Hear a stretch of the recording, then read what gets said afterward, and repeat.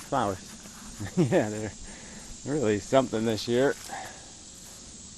Yeah, pretty impressive, I'd say. So there's two kinds of, technically these are Rosa Sharon or something, but they're called hibiscus. These are hibiscus. So these two varieties, one's a bush tree, the other kind grows up every year. So these big white ones, I have to get some more of these big white, big. Don't have the really huge, used to have even bigger ones, but that's, yeah, it's a big flower. Big. Anyway, catch it. Yeah.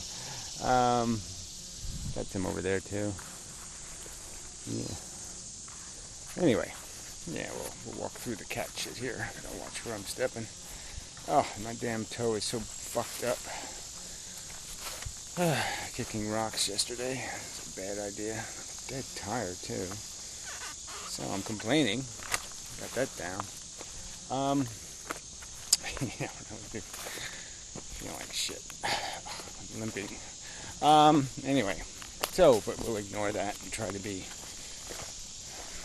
positive or something. Anyway, I know there's a subject. Yes, this idea of intelligence and where it can go. Sort of, that's the subject, sort of.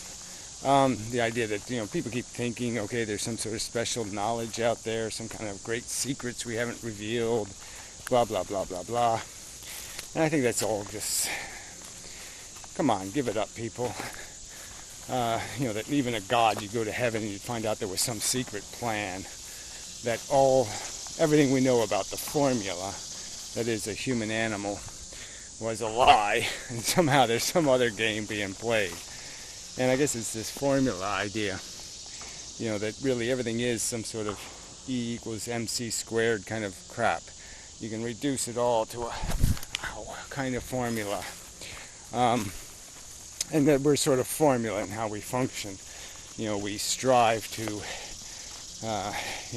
gain these ego points, be the hero, however we define that, the victor, and we just do it through these mechanisms. Like, a lot of people, it's like, my father's proud of me. That means a lot to them.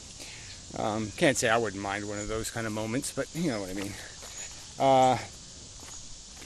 They're striving to accomplish this thing, this idea of having completed themselves, in some way, completed their task as a human.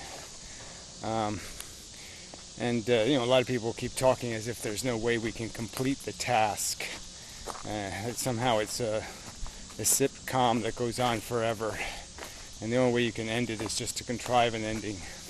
And I just think, we sort of know that's just not the truth. We can see that in the world we live in, that everything's just a remake of everything else. That we have people watching baseball games. They've been playing the same game for whatever it is, 70, 80 years, just over and over and over again.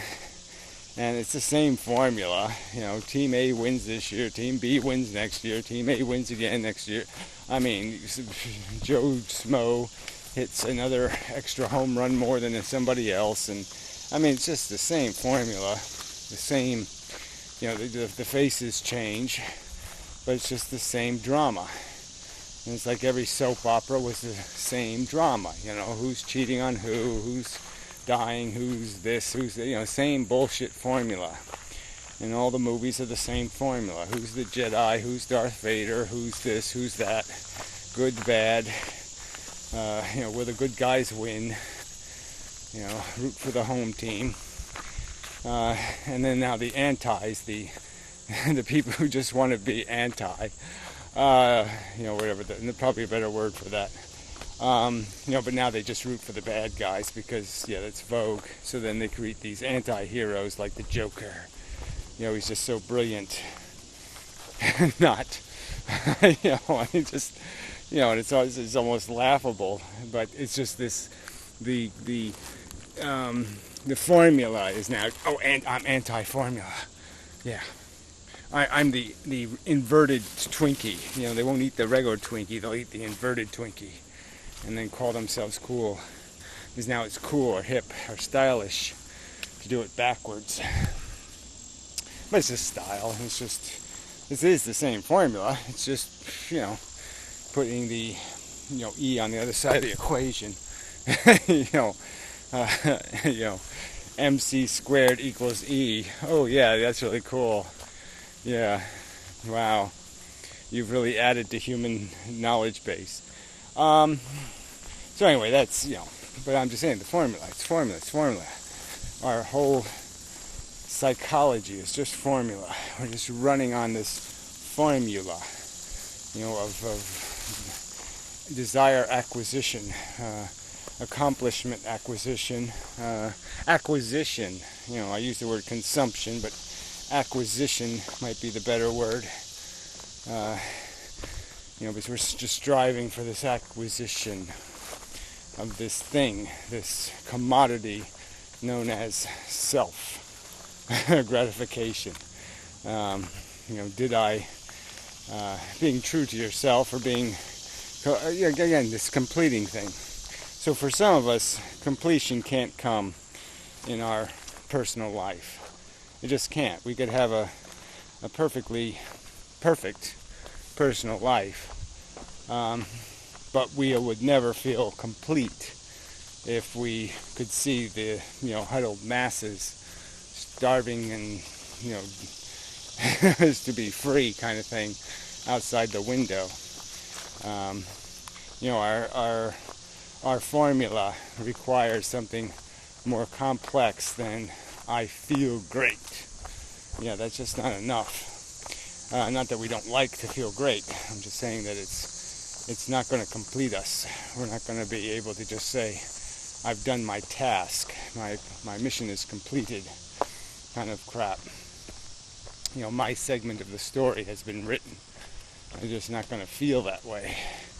There's a whole bunch of messy pages that haven't been resolved. And so that's sort of the thing too, is this whole idea of resolution. You know, I'm sort of frustrated with YouTube because it doesn't permit resolution, doesn't permit the fight to the death kind of thing, the completion of the formula. You know, the let's get the thing damn done. And let's see how I was gonna apply that to something somehow. Yeah. So you know, there's just this you know, this incompleteness of the job. It's not so much that we have incomplete knowledge. It's just we have incomplete will, or we have incomplete motivations, or we have incomplete. We haven't taken what we know to its logical conclusions to resolve the circumstance. You know, and to, you know, yeah. Well, there's nothing I can say, right? If I say it's a formula, okay, and I'm telling you, you're just being gamed by a formula. Why would you maintain that? Why would you say, well, yeah, let's do it for another 70 years, when you know that it does come at this price of the huddled masses? But then, you know, what's the point of talking to some of you, because you're just nihilist assholes who can't figure out that there's more at stake than how it affects you. You know, that's just so formulatically stupid, cliche stupid. I mean, I don't even want to make that video, but it's almost like I can't go anywhere else at the moment, because it's so blindsiding. And how could somebody look at the world that myopically? How could they possibly rationalize an excuse for I don't care? What the fuck? You know, how can you logically defend not caring? It doesn't make any sense. It's anti not only the emotional formula that we're all being gamed by, but it's anti the rational formula, which clearly just points out that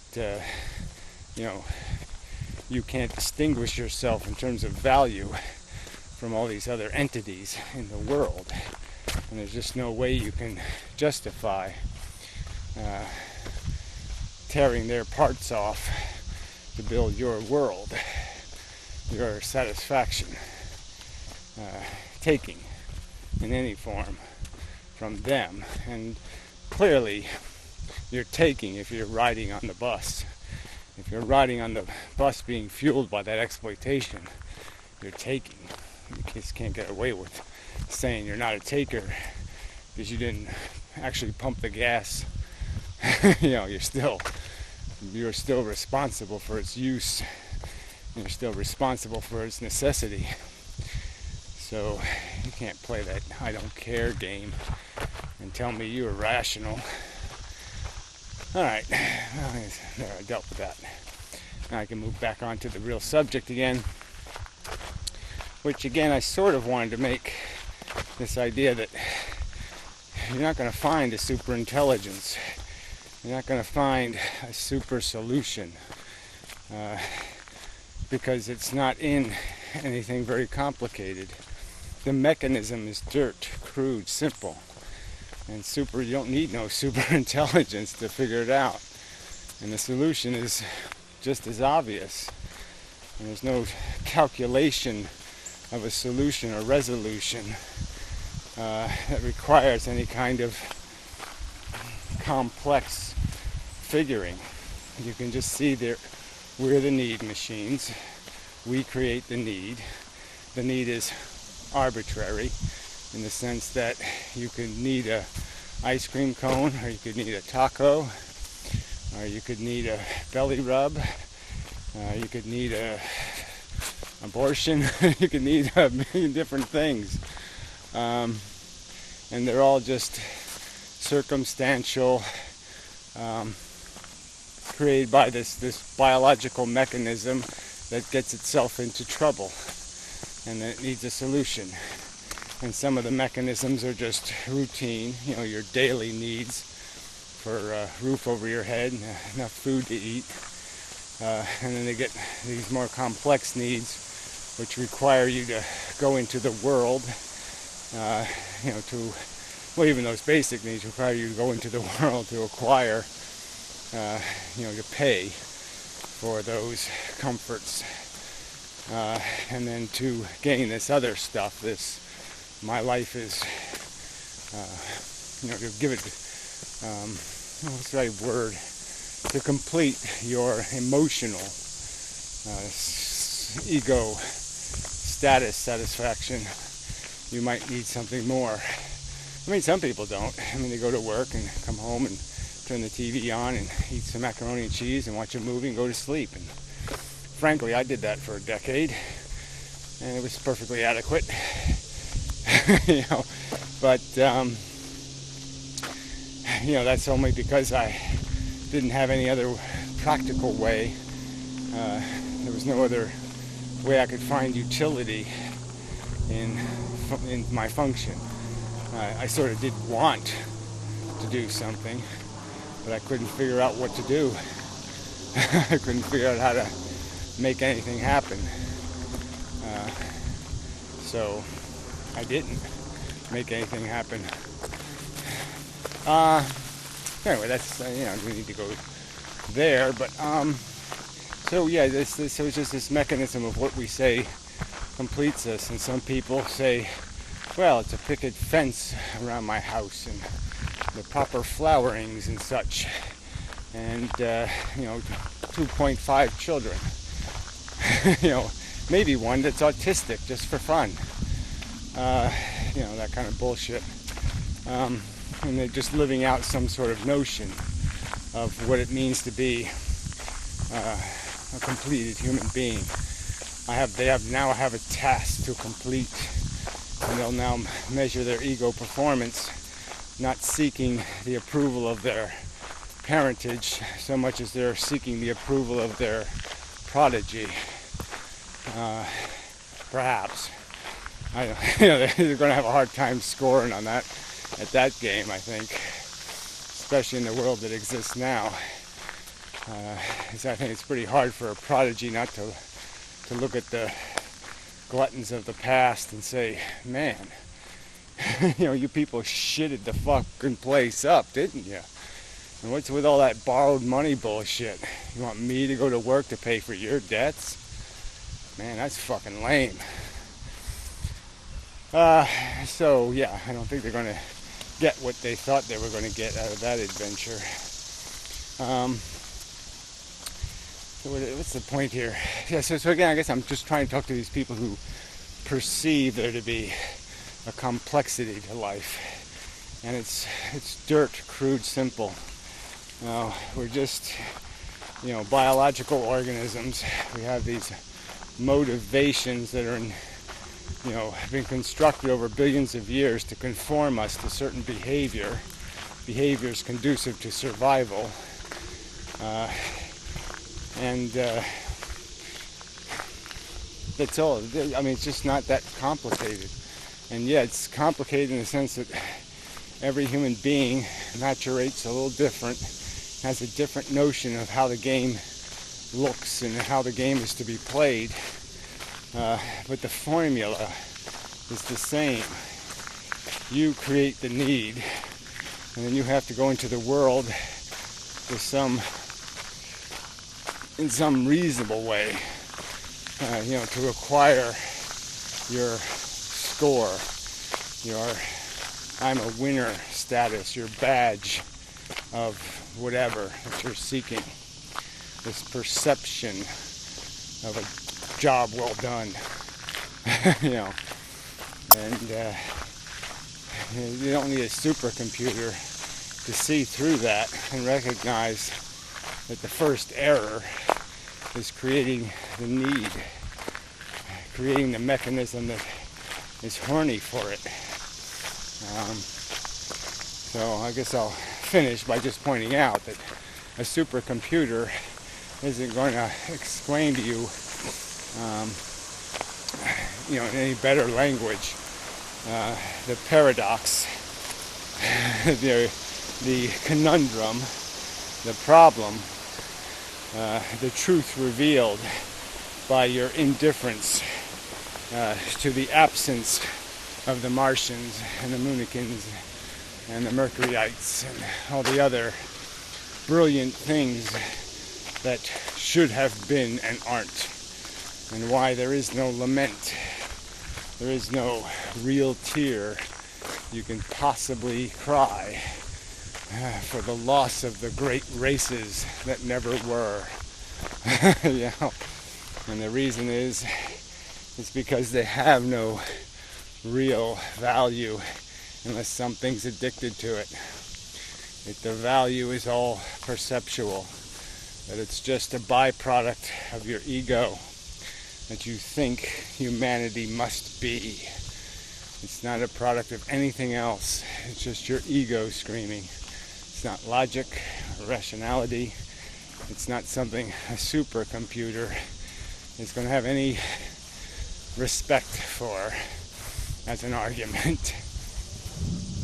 It's certainly not going to say you're right to be thinking you're so much cooler than the double-brained Martians that don't exist. Really something this year.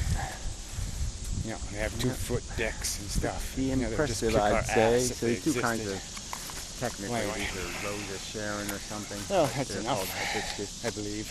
These are hibiscus. So these two varieties. One's a bush tree. Good day. The other kind grows up every year. Finally, sun came out, so that's good. So I won't complain. big white ones. Anyway, Some more of these big white. They're big. Don't have the really huge. Used to have even bigger ones, but that's it's a big flower. Big.